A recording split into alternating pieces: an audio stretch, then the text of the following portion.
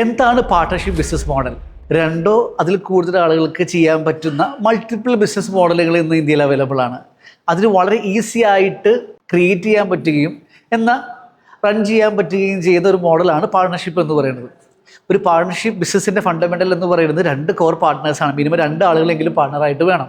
ആ 2 പേരിൽ അവർ തമ്മിലുള്ള റെസ്പോൺസിബിലിറ്റീസ്, ഡ്യൂട്ടീസ്, അതുപോലെ ഈ ബിസിനസ്സിൻ്റെ പേരെന്താണ്, ഈ പാർട്ണർഷിപ്പിൻ്റെ പേരെന്താണ്, ഒബ്ജക്റ്റീവ്സ് എന്താണ്, എന്തൊക്കെ ആക്ടിവിറ്റീസാണ് ചെയ്യുന്നത്, ഓരോ പാർട്ട്നേഴ്സിൻ്റെ റോൾ എന്താണ്, റെമ്യൂണറേഷൻ എന്താണ്, അങ്ങനെയുള്ള കാര്യങ്ങൾ ഡിഫൈൻ ചെയ്യുന്ന വളരെ സിമ്പിളും എഫക്റ്റീവായിട്ടുള്ള ഒരു എഗ്രിമെൻ്റാണ് പാർട്ണർഷിപ്പ് ഡീഡ് എന്ന് പറയുന്നത്.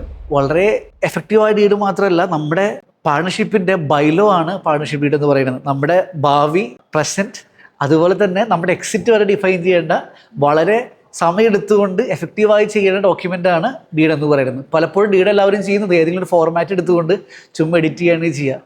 വളരെ എഫക്റ്റീവായി സമയമെടുത്ത് നമുക്ക് എന്തൊക്കെ കാര്യങ്ങളൊക്കെ അത് ഇൻകോർപ്പറേറ്റ് ചെയ്യുന്നോ എല്ലാം സമയമെടുത്ത് ഡോക്യുമെൻ്റ് ചെയ്ത് കഴിഞ്ഞാൽ ഒരു പരിധി വരെ പാർട്ണർഷിപ്പിൻ്റെ ഫ്യൂച്ചറിൽ ഉണ്ടാകുന്ന ഡിസ്പ്യൂട്ട്സിനൊക്കെ നമുക്ക് റെസ്ട്രിക്റ്റ് ചെയ്യാനായിട്ടും മിനിമലിസ്റ്റിക് ആയിട്ട് വെക്കാനും സാധിക്കും. നോർമലി ഒരു പാർട്ണർഷിപ്പ് എങ്ങനെ ഫോം ചെയ്യാം?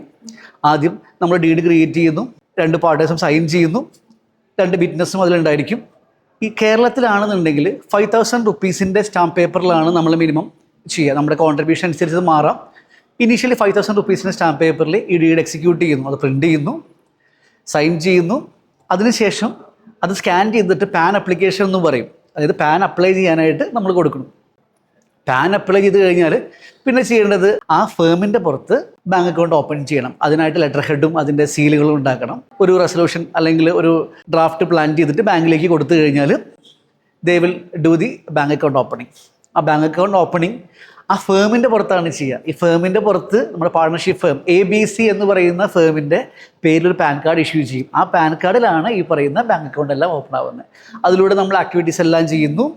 ഈ പറയുന്ന പോലെ ടേൺ ഓവർ 20 lakhsനോ 40 lakhsനോ മുകളിൽ വരികയാണെങ്കിൽ GST എടുക്കുന്നു, സർവീസോ ട്രേഡിങ്ങോ അനുസരിച്ച്. നിർബന്ധമായും ഒരു ഫേം ക്രിയേറ്റ് ചെയ്ത് കഴിഞ്ഞാൽ എല്ലാ വർഷവും ഇൻകം ടാക്സ് റിട്ടേൺ ഫയൽ ചെയ്തിരിക്കണം, ട്രാൻസാക്ഷൻ ഉണ്ടായാലും ഇല്ലെങ്കിലും. അതുപോലെ ഫേം രജിസ്റ്റർ ചെയ്യാമെന്ന് പറയും. കേരളത്തിൻ്റെ പെർസ്പെക്റ്റീവിലാണ് പറയുന്നത്. ഗ്രൂപ്പ്സ് എന്ന് പറയുന്ന സ്റ്റേറ്റ് ഗവൺമെൻറ്റിൻ്റെ സൈറ്റിലൂടെ നമുക്ക് ഫേം രജിസ്റ്റർ ചെയ്യാം. ഈ പാർട്ണർഷിപ്പ് ഫേമിനെ രജിസ്റ്റർ ചെയ്ത് കഴിഞ്ഞാൽ യൂണിക്കായിട്ടുള്ള ഒരു ഫേം രജിസ്ട്രേഷൻ നമ്പർ നമുക്കത് കിട്ടും. പല ആളുകളും ചോദിക്കാറുണ്ട്, ഈ ഫേം രജിസ്ട്രേഷൻ മാൻഡേറ്ററി ആണോ? മാൻഡേറ്ററി ഒന്നുമല്ല. ബാങ്ക് അക്കൗണ്ട് ഓപ്പൺ ചെയ്യാനായിട്ട് ഫേം രജിസ്ട്രേഷൻ നിർബന്ധമൊന്നുമല്ല. പക്ഷേ നമ്മുടെ ഈ ഒരു പാർട്ണർഷിപ്പിനെ എക്സിക്യൂട്ട് ചെയ്യാനും എൻഫോഴ്സിബിൾ ആക്കാനും നാളെ ലീഗലി കുറേയും കൂടി ബൈൻഡിങ് ആക്കാനും ഒരു ബെറ്റർ വേ ഓഫ് ഡൂയിങ് എന്ന് പറയുന്നത് രജിസ്റ്റർ ചെയ്യുക എന്നുള്ളതാണ്. കുറേ കൂടി എൻഫോഴ്സിബിലിറ്റി അതിനുണ്ടായിരിക്കും. ചെയ്തില്ലെങ്കിലും കുഴപ്പമൊന്നുമില്ല, നമുക്ക് ഈസി ആയിട്ട് അതിനെ ക്ലോസ് ചെയ്യാം. പക്ഷേ രജിസ്റ്റർ ചെയ്ത് കഴിഞ്ഞാൽ കുറച്ചും കൂടി ബെറ്ററാണ്, സെക്യൂർഡാണ്. അതുപോലെ തന്നെ ഇതിന് വൈൻഡപ്പ് ചെയ്യണമെങ്കിലും ഡിസൊല്യൂഷൻ ചെയ്യണമെങ്കിലും ഈ ഗ്രൂപ്പ്സിൽ പോയി അത് അപ്ഡേറ്റ് ചെയ്യണം. ആ ഒരു ചടങ്ങും കൂടി അതിൽ ബാക്കി ഉണ്ടായിരിക്കും. ഇത്രയും കാര്യങ്ങളാണ് വളരെ സിമ്പിളായിട്ട് പാർട്ണർഷിപ്പിൽ വരാം. ഇനി എന്താണ് പാർട്ണർഷിപ്പിന് ദോഷമെന്ന് പറഞ്ഞാൽ, പാർട്ട്നേഴ്സിൻ്റെ ലയബിലിറ്റി അൺലിമിറ്റഡ് ആണ്. ഈവൻ ദോ പാർട്ണർഷിപ്പ് ബിസിനസ് വേറെ നമ്മൾ വേറെ ആണെങ്കിലും പാർട്ട്നേഴ്സ് ഉണ്ടാക്കുന്ന എന്തെങ്കിലും ബാധ്യത ആ ഫേമിൽ നിന്ന് റിക്കവർ ചെയ്യാൻ പറ്റിയില്ലെങ്കിൽ അവരുടെ ക്യാപിറ്റൽ അനുസരിച്ച് അദ്ദേഹത്തിൻ്റെ പേഴ്സണൽ ലയബിലിറ്റി വരെ ഭാവിയിൽ വന്നേക്കാം.